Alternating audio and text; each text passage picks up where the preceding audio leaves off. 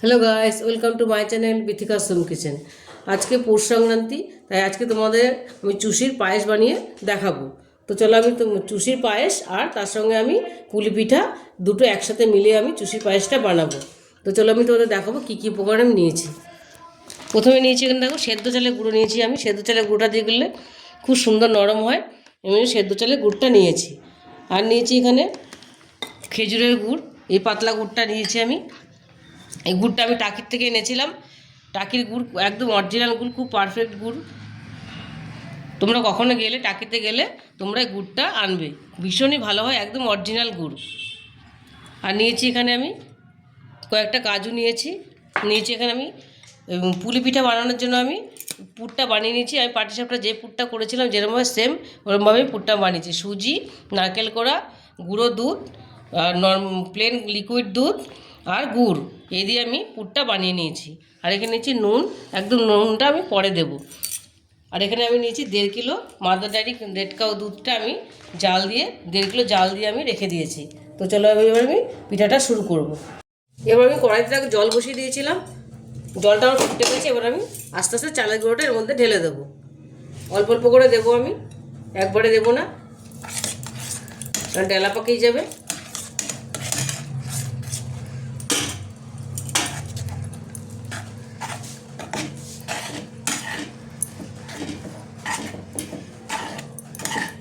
গ্যাসটা আমি বন্ধ করে দেবো।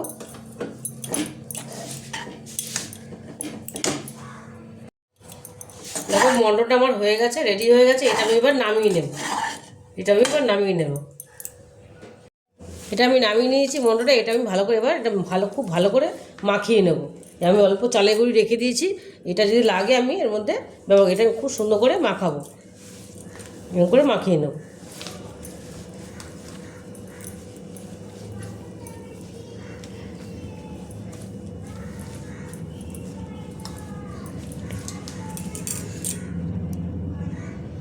এবং মন্ডটা খুব ভালো করে মাখিয়ে নিয়েছি, সুন্দর করে মসৃণ করে একটু মাখিয়ে নিয়েছি। এবার এটা আমি একটা ভেজা রুমাল দিয়ে, রুমালটাকে ভেজে নিয়েছি।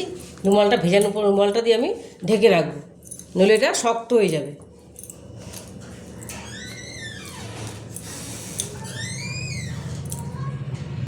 এবার আমি স্টিলের থালা নিয়েছি, থালাটা আমি উল্টে দেবো, এর মধ্যে আমি চষিগুলো কাটবো। প্রথমে আমি মন্ডটা থেকে এরকম ইচ্ছে করে নেবো, আমি এক একটা করে একটুখানি চালের গুঁড়ো করে নেবো। এটা লম্বা লম্বা করে আমি এরকম করে এটা কাটার জন্য এরকম করে আমি লম্বা লম্বা এরকম করে নেব। এরকম আমি অনেকগুলো করে নেব, তাহলে চুষতে কাটতে সুবিধা হবে। এবার আমি দেখো এখান থেকে অল্প অল্প করে নেবো, একটু অল্প অল্প করে এরকম করে হাতে তালু দিয়ে এরকম করে দেবো। আবার একটুখানি নেবো, একটু চালের গুঁড়ো দিয়ে নেবো, তাহলে ভালো হবে। এই দেখো সুন্দর করে এরকম করে আমি প্রত্যেকটা করে নেবো। এই দেখো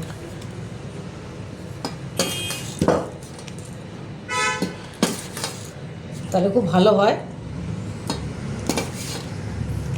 হাতেও করা যায়, আবার থালাতেও করা যায়, হাতেও করা যায়। দেখো এরকম করে ধরবে, এরকম করে হয়ে যাবে। এরকম করে অল্প অল্প করে নিলে দেখতেও সুন্দর লাগে, খেতেও খুব ভালো লাগে। এরকম করে খুব তাড়াতাড়ি হয়ে যায়। দেখো কী সুন্দর হয়েছে। এরকম করে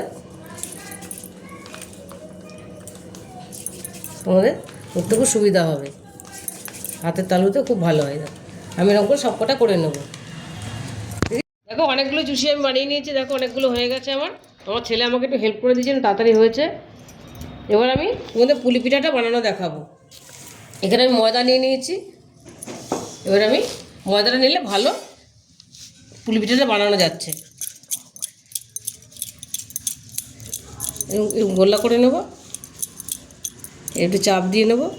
এটা আমি এরকম করব, এরকম করে এবার আমি পুরটা দেব। এতটা পুরটা দেব, খুব বেশি বড় করব না, যেহেতু আমি চুষির সাথে দেবো। এটা দিয়ে এটা আমি হাতে একটু ময়দা নিয়ে নেব। ময়দাটা দিলে ভালো হচ্ছে, সেট হচ্ছে ভালো। একটু চেপে দেবো সাইডটা, নাহলে যখন আমি দুধে দেবো না এটা বেরিয়ে আসবে। এটা একটু চেপে দিলাম এরকম করে, একটু ময়দা নিয়ে চেপে দিলে এইরকম একটু এরকম করবো, দেখতে তাহলে ভালো লাগবে। এরকম এরকম করে দিলাম, এই একটা আমার হয়ে গেল। আরেকটা বানিয়ে দেখাচ্ছি তোমাদের মধ্যে। এবার আমি এটা পুরটা দিয়ে দিলাম, এবার আমি এটা চেপে দেবো। হাতে ময়দাটা নিয়ে নিলে খুব ভালো করা যাবে, জিনিসটা নরমও হবে। এই দেখো, তো চেপে দিয়ে একটু বেশি করে চাপে যে ভেতরটা, তাহলে পুরটা বেরোবে না, দেখতে খুব সুন্দর হবে। আমি আরেকটা বানিয়ে নিলাম। পুলিগুলো আমি অনেকগুলো বানিয়ে নিয়েছি।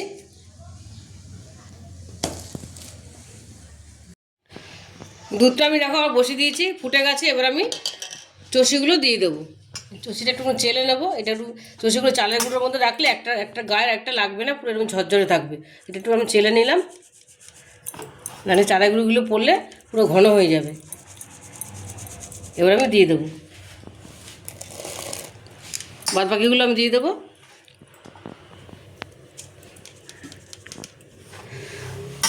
এবার বলে নি তারা। এই চষিটা একটুখানি ফুটলে আমি এই পুলিগুলো দিয়ে দেবো।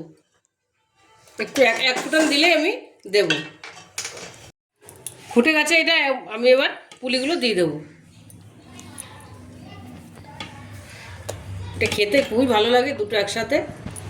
দুধ পুলি হয়ে যায়, চষই এর পায়েসও হয়ে যায়, একসাথে হয়ে যায়।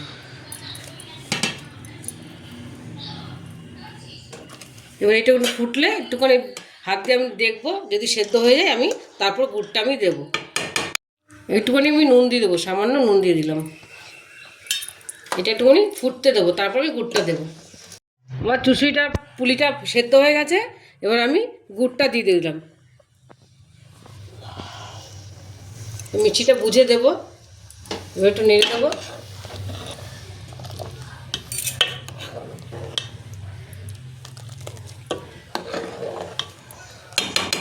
এবার একটুখানি আমি ফোটাবো।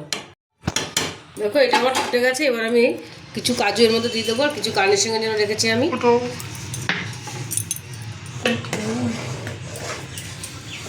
এটা আমি এবার ঢেকে কিছুক্ষণ রেখে দেবো, ঢাকলে অনেকটা ঘন হয়ে যাবে ঠান্ডা হলে। দেখো আমার চষিটাও সিদ্ধ হয়ে গেছে সুন্দর, চষিটা সুন্দর সেদ্ধ হয়ে গেছে, পুলিটাও সেদ্ধ হয়ে গেছে, পুরো একদম সুন্দর হয়ে গেছে পুলিটা।